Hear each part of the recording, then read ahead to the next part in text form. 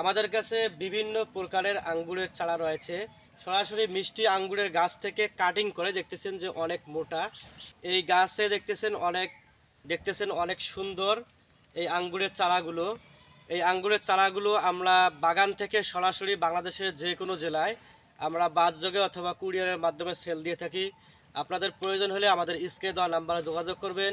ইনশাআল্লাহ আমরা সুস্থ সবল চারাগুলো আপনাদের কাঙ্ক্ষিত স্থানে পৌঁছে দেব। আমাদের কাছে অসংখ্য মিষ্টি জাতের আঙ্গুরের চারা রয়েছে।